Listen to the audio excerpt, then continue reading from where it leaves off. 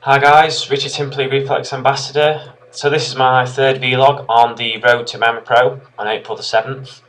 Currently 9 weeks out, feeling good, apart from picking up a slight shoulder injury, shoulder pain at the end of last week, which worried me a little bit, but it's not hindering any movement and it's not really constant, so I've altered my training slightly to work around it, but still making sure I'm hitting the exercises I need to, just making sure I don't aggravate it, and doing plenty of rotator cuff warm-ups. I've just trained upper body, making sure I was careful with the shoulder obviously. Still managed a really good workout and hit all the muscle groups hard. I used a Sean Stafford 6, 12, 25 style circuit for each muscle group.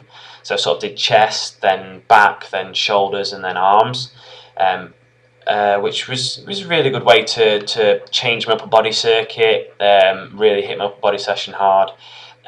Yesterday, I also tried another one of Sean's style workouts for my legs. I did the GVT training, and one of the exercises involved was 10 sets of 10 on squats, supersetted with hamstring curls, with a 60-second rest before going again. I started to load the bar with 120 kilos, but as I had a friend there, I kind of got a bit competitive and upped it to 140. But I did manage that for the full 10 sets.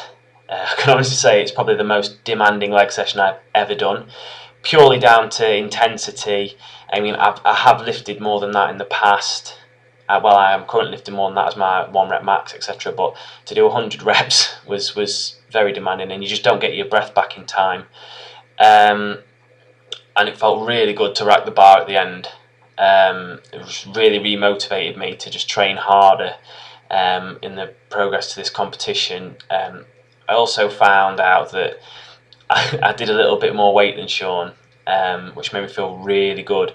I mean, he's the person that kind of advised me to go for this competition, and he's someone I look up to. So it kind of spurred me on really to keep going.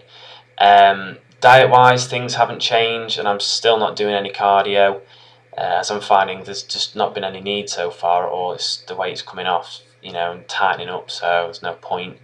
The thing I'm finding hardest, however, is keeping my head in the game, and I'm worrying, that I think I'm not progressing, or some days I feel really good about myself, some days not.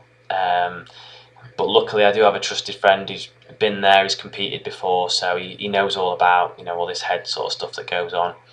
He just keeps checking me over once, twice a week, just to reassure me of whether I'm progressing or not, and he seems to think I'm doing really well. Every time he sees me, he can't believe the difference, so that's really good.